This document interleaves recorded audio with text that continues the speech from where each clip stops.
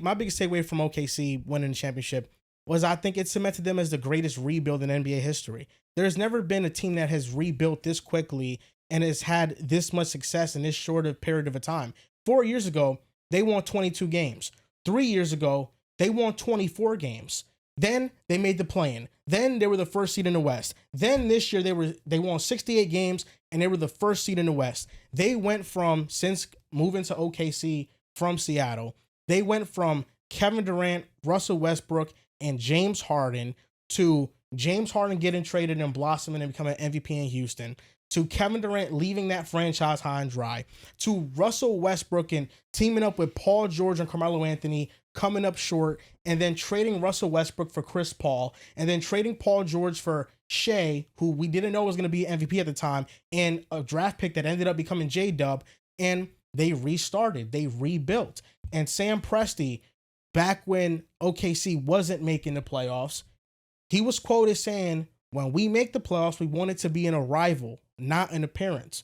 Well, last year they made it as the first seed. They lost in the second round, but that was an arrival because we knew that they would keep ascending from that point. And in just their second year playing together, they win the NBA championship. This has been a arrival. This hasn't been just a feel-good appearance or story. They have achieved what everybody dreams of achieving when they have an NBA team, and that's winning a championship. And he's been able to do it with this core, with the amount of assets that they have going forward. And we all acknowledge not just the greatness that this team achieved this year, but what they're on the verge and the precipice of achieving years moving forward. They have 3 draft picks in this draft. They have a draft pick, a first rounder last year in Nikola Topic, who didn't play this year.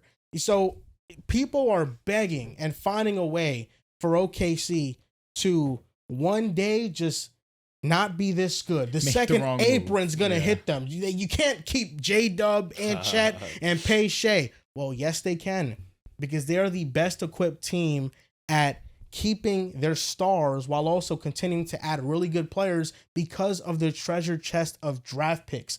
This team is the closest team that we've seen be on the verge of a dynasty since KD went to the Warriors. The difference is it wasn't a power move in that sense where you have a star joining this team. It didn't take a Giannis coming to this team for them to get over the mountaintop. Yep. It took good moves around the edges. Caruso and Hartenstein put them over the top this year.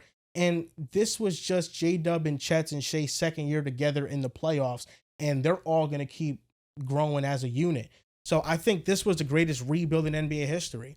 There's no asterisk on being the second youngest team in NBA history to win the championship. There's none on that. And whether they want to, people want to admit it now or admit it later, this team is going to be undeniable regardless. They are just so far ahead of the curve over anybody else because we haven't seen a team this young ascend to these type of heights this quickly since we've been alive. And I'll say it before and I'll say it again. This is going to be the worst they play. This is going to be the worst they're going to be. Because Chet is only going to get more confidence. He's only going to get better offensively. You saw his impact yesterday on the defensive side. We've seen his impact defensively throughout the entirety of the postseason. It's just a matter of him being more consistent on the offensive side. That's inevitably going to happen. J-Dub had his moments of being hot and cold for a majority of this postseason. I would like to say he was more hot. J-Dub defensively, we see how versatile he's been. We saw the leap that he took offensively. His ability to get downhill and finish with the opposite hand. He was extremely comfortable. There was a lot of moments where I saw him comfortable. Again, that was a big blemish on him last season for me. You weren't ready for the moment. He, at least in this run, had a lot more moments than last year. He was able to show that a lot more. And SGA wasn't the three-point shooter that he was last season, but again, we saw time and time again, when you needed a big shot, when you needed a big play, SGA was there. This defense was great. Do we see this defense be this great next season? Maybe that takes a step back, but we know that they can get better offensively. And if this defense can just be at average what it was this season, we're talking about a powerhouse again. They showed some vulnerability on the offensive end. And even still, they kind of figured that out as the postseason, as that series went on, right? Like Miles Turner's physicality on Chet, he struggled with. They weren't giving him the benefit of the doubt as many on those calls. And they're still kind of figuring out the shooting and the shot-making department where there's a lot of different parts to their offense. And the biggest game, Shea, and 12 assists. And you come back to a moment like Game 5 where J-Dub posts 40 points, Shea gives you 30 and 10. And each moment where they had to do it, they showed the resolve to pull it off.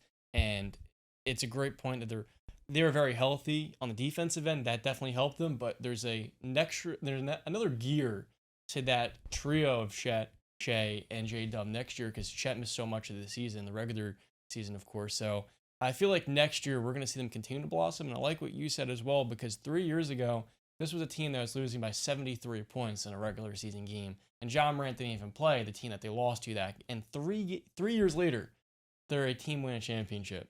So it's pretty absurd to think of how abrupt they've been, but how ahead of schedule they've also been.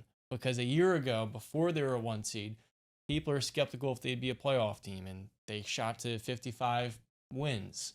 And then this season, we're like, all right, remember here is kind of like, they might be championship or bust. You bring in Caruso, you bring in Isaiah Hartenstein, and all of a sudden you had those final pieces of the puzzle, and they lived up to the task while having some really tough kind of teams they had to face. The Nuggets, Nikola Jokic took them to 7 games. Conference finals, you play a Timberwolves team that had been there last year previously. It was a tough road to getting there, and even still, they're able to prevail. So, I mean, I think when we think about this run like you highlighted, it won't be the injuries that I remember. What I'm going to remember is Game 5. 1,000%. That's what I'm going to think of. Yeah, I think asterisks really only matter when you're like comparing. Like if I'm like comparing like a 2011 Mavs to this year. Yeah, like if I'm comparing runs, then you bring up that because it's like, all right, we have to pinpoint. But like just talking like winning a championship, like bro, who fucking cares? Like realistically, it doesn't matter. Something you said that was interesting, because I feel like this team is a lot, and I'm using Boston for an example, because I feel like this team is a lot different than the Boston team, because the Boston team was much younger. But I feel like the big 3 in Boston, the big 2, I'd say, are a little bit more established than the big 2 in OKC, whoever you want offensively. And their third was like just plug and play. It could be Porzingis, it could be Derek White. I feel like I'm excited because we see a lot of dominoes being made early on. We see Desmond Bane go to Orlando, Kevin Durant go to Houston. So I'm excited to see how the West tackles this offseason, because I feel like we said the same things about Boston last year when they won the title.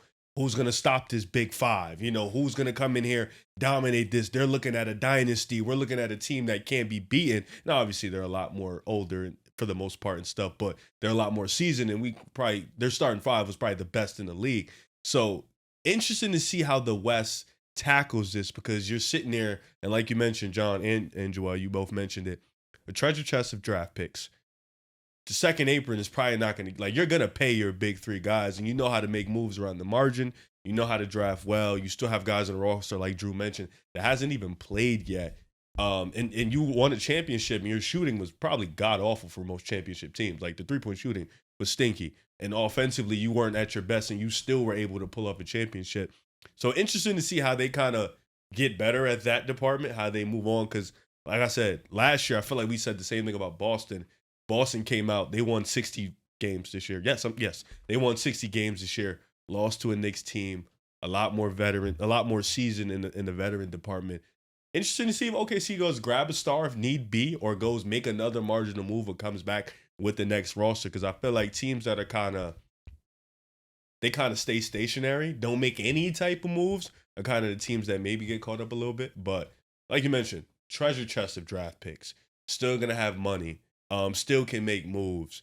Excited to see how this offseason goes. Shout out to Carson. I love to steal stats that he posts, because 9 out of 10 times they're incredible. He put the work in. He's a legend. Of 4 of the last 6 teams have not been cream of the crop 3-point shooters. And that's interesting because, of course, we understand that 3-point shot has changed basketball, and we've really seen offensive cater to the 3-point shot. That being said, the 2020 Los Angeles Lakers were 11th in 3-pointers made, 12th in percentage. I believe that. The 21 Milwaukee Bucks were 10th in 3-pointers made, offense. 14th in 3-point percentage.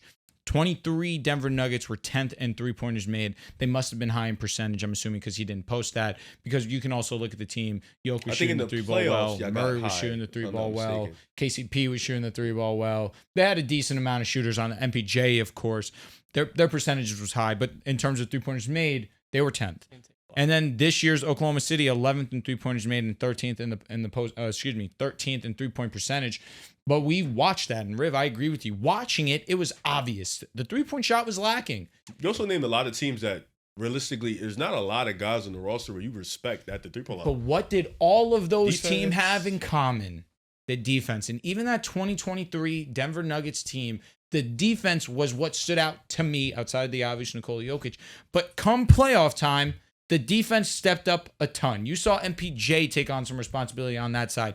Aaron Gordon really emerged in front of our eyes as like a premier defender as well. Of course, KCP, Bruce Brown off the bench, Christian Brown in spot minutes, and Nikola Jokic took a huge leap, or at least put that energy forth come postseason time on the defensive side of the ball. What wins championships, to nobody's surprise, is defense. Because also, what were the 2024 Celtics amazing at? Defense. The 2022 Golden State Warriors, their bread and butter. Of course, Steph Curry was incredible. What? Their defense. 2019, the Toronto Raptors, their defense.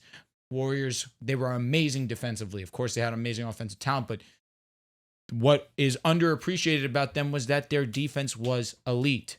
Every year that they won a championship, their defense was near the top of the league, if not the best in the league. So yeah, I'm not surprised that Oklahoma City is celebrating a championship. But what I am interested in is next season, how do they integrate Topic? Because Topic is a true point. He can't shoot the 3-ball that well. The fear is people are going to throw out, hey, is he another Josh Giddey? I think that he can do a little bit more in terms of getting to the basket. And let me not say it because, of course, Giddey. Yeah, exactly. I think Giddey this season really took a step in his game. But I'm talking about OKC Giddey. Lacked a jump shot, was an amazing playmaker, wasn't the greatest defender. So that's going to be interesting to see how they integrate him into the offense. Because that's Topic, pretty much. Exactly. Topic that's exactly is like what I'm a better saying. Driver, like creating the advantage. He's a much better driver. He's don't think also he's that good. he's also coming off a Topic? ACL. Yeah, I don't think he's that good. I think if Topic doesn't tear his ACL, he's number 1 in the draft. I felt that way last season before the draft started too. Before the ACL, he was in that combo with. He just couldn't shoot. and I'll be honest, like you Castle. saying that, it's like I didn't hear it. It was like fuck no, because like Of course, we should the say draft what was it exactly. Yeah, you know? But to where he fell is what I'm saying. Yeah, the injury for sure dropped him. Yeah, I think that, without him, I think they could be fine. It really doesn't 100%. matter. They But could trade him. But Topic is going to play next year. It's also Yeah. like Usman Dean. We'll see what he provides and all that good stuff. I just think that when it comes to OKC, that they just were able to have so much leeway offensively because of how great their defense was.